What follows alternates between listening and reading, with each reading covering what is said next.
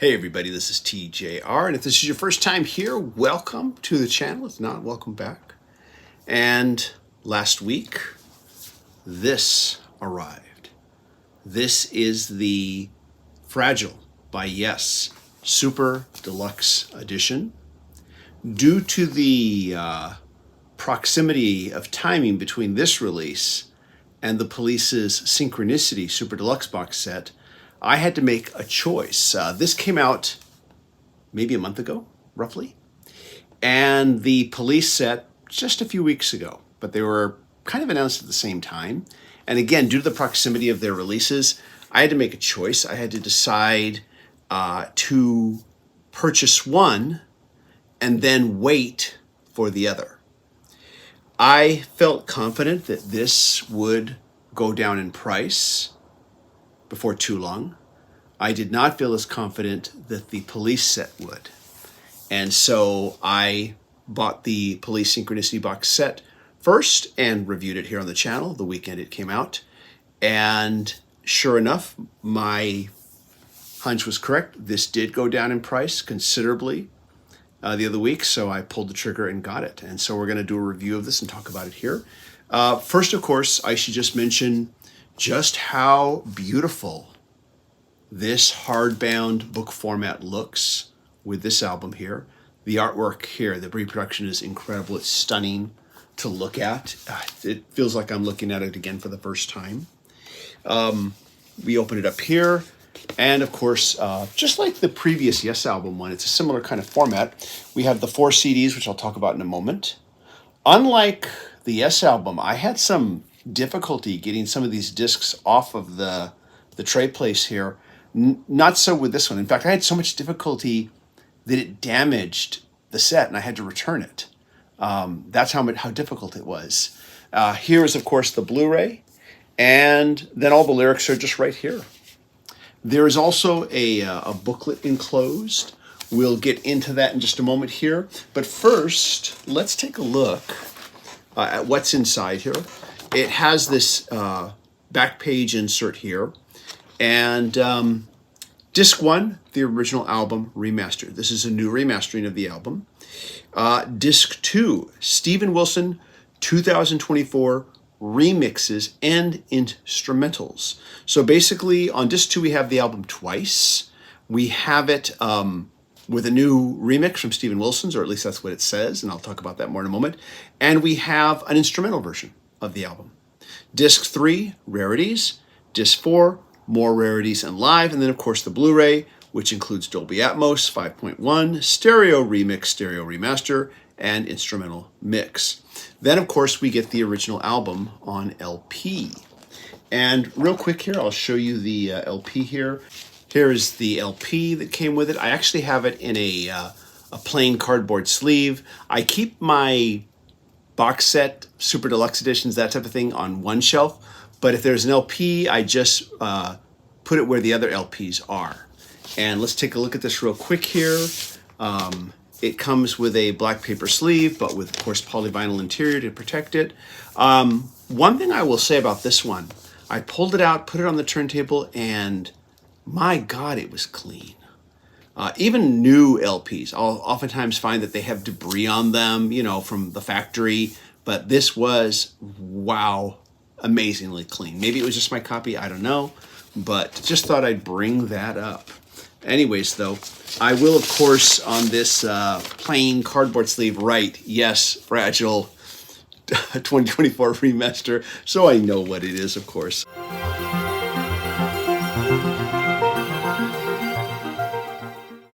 And let's also really quickly here talk about the booklet enclosed, because I'm going to be using it as a reference while I discuss this here, since this is mostly unscripted.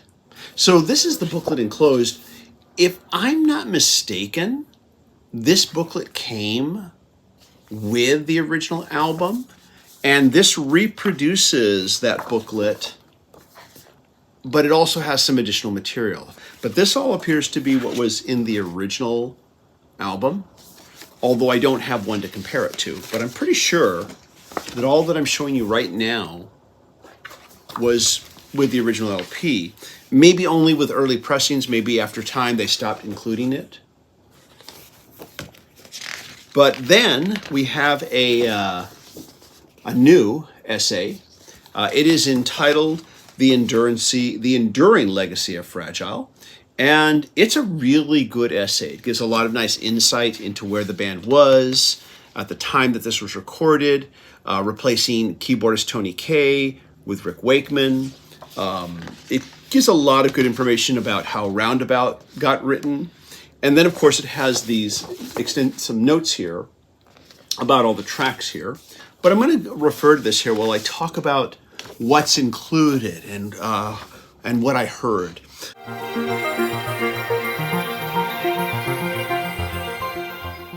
I should probably go ahead and tell you about my previous versions of this album that I will do some comparisons with. For decades now, this has been my only CD copy. I got this back in the 80s. I know that there have been other versions that have been released, but I've never gotten them. So any comparisons I make are going to be with this. I also have a vintage vinyl copy that I picked up not too long ago, and I will be talking about comparisons with this as well. So first of all, we've got disc 1, which has the original album with the 2024 remastering. And so as I listened to it for the first time, I did compare it to this. And hands down, this new remastering beat this out. Now, again, I've had this since the 80s. Maybe you've got a better version. So the mileage of your comparison versus my comparison may vary. But definitely, I don't need this anymore. With this new remastering, this is just not really necessary anymore. This was above and beyond a better sounding version of the album, much more clarity, much more punch, just overall superb. I did compare the new remaster with the remaster on the LP. I found the two of them to be equally good. I can't say that I thought the CD was better than the LP or vice versa. They were both equally good. What surprised me is that I did compare the LP with the new remaster to this vintage copy. Now, whereas the remaster, CD, LP, whatever, beat this out, the remaster didn't, in my opinion, beat this out. I'm not going to say they sound the same, because they don't. They just sound different. But they're both equally good, in my opinion. And so I'm going to be holding on to this. It will be fun from time to time to listen to one versus the other on LP. But the CD, excellent. Excellent CD. Disc 2 includes the Steven Wilson 2024 remixes and instrumentals.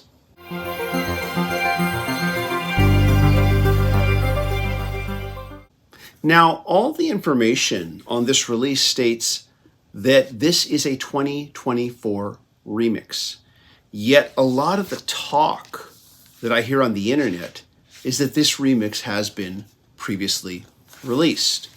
Can anyone out there provide some clarity on this for me? Because it says 2024 remix here on the credits. And it says that for both the remix of the album and the instrumental version. But with that said, this remix, in my opinion, is nothing radical. I don't think it's intended to be. There are some very slight differences between this and the remaster, but I'll be honest, I think I prefer the remaster of the original mix over this remix. And yeah, I was kind of surprised. I'm a big fan of a lot of what Steven Wilson does when he remixes albums. I think he either is faithful to the original mix but allows you to hear it with more clarity and detail, or he does something quite radical and different that provides a completely different listening experience from the original mix. Not necessarily better, but just new and different. A good example would be his remix of A Passion Play, which to me was very radically different from the original, but equally enjoyable as the original. So with this one, I was kind of disappointed to find that I just kind of thought, okay, I guess it's not too bad, but I prefer the original better. Again, your mileage may vary. But I honestly felt that the remaster had a lot more punch and power.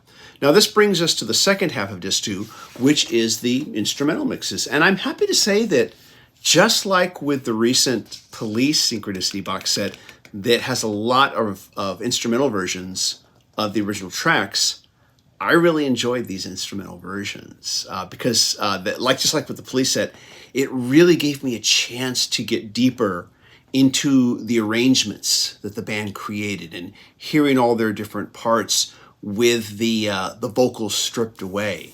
Yeah. And in the past, as I said before, I've not been a fan of instrumental tracks that are included on these deluxe and super deluxe sets.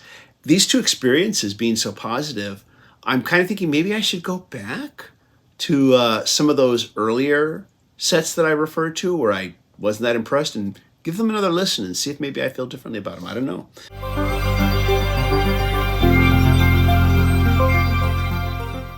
Then we have disc 3, which is Rarities here. And this comes, first of all, with Roundabout and Long Distance Runaround US single versions. Now, I grew up with the top 40 edited version of Roundabout as a kid. That was how I first heard the song. But I'll be honest, I feel no nostalgia for these. I much prefer the full versions of these tracks. And the most I can say about these US single mixes, these edited versions, is they're a curiosity, and that's about it. I doubt I'll be returning to these anytime soon. There's a track here called All Fighters Past that I had never really heard before. It was a new track here. Steven Wilson did do a mix of it here. And I should also add that once we're done with these two top 40 single edits, majority of all the tracks on disc 3 were previously released here. It says right here, originally released on Fragile, the definitive edition, which I've never owned. So for me, this is all brand new. Again, you may already have this, so I thought I should make mention of that here. But we also have, the rest of this is early takes, rough takes, alternate mixes, early rough mixes. They use every manner of description with these. I wish they could be a little bit more uniformal with it. I'm not sure why we have to have all these different ways of describing, but are basically evolution tracks. The songs in different stages of development. I enjoyed all of these. And I do realize that some of these are the same session, but just a different mix. And again, I enjoyed them all. Hearing the alternate versions, of course, it's great to hear how these songs were developing. Hearing the rough mixes, it's interesting to see how much different these songs can sound if they're mixed differently. So yeah, really enjoyable. There is a track here called America. There's a cover of a Simon and Garfunkel song. This is a track that over the years I've always heard about but never heard. So I'm hearing it here for the first time. It is quite epic. There is an all a cappella mix of We Have Heaven from Steven Wilson.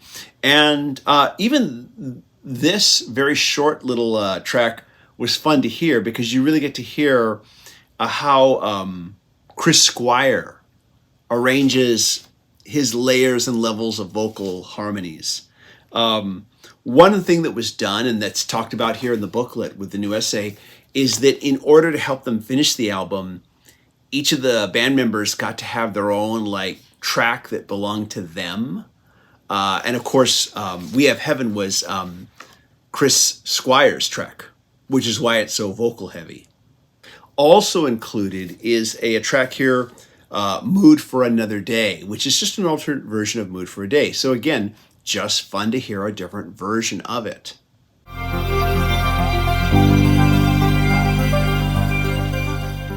And so again, we get more alternate versions. And again, these are all really enjoyable to hear.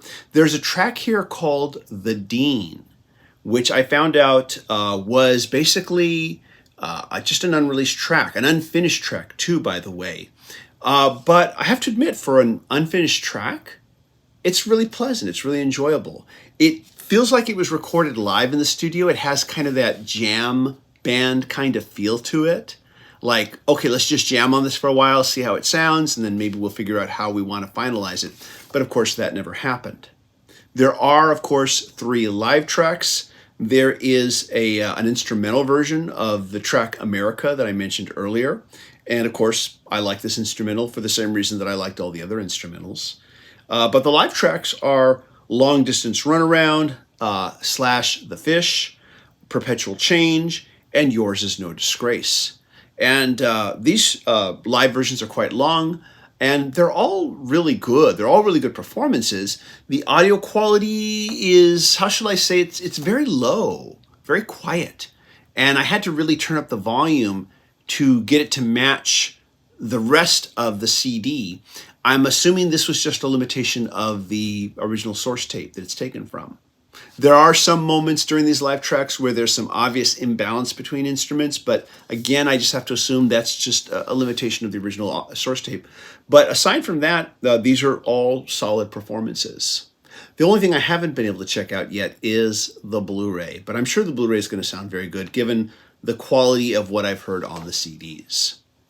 There is one thing that does puzzle me about this set. On disc 3, there are a couple of tracks that are listed as Steven Wilson Edit.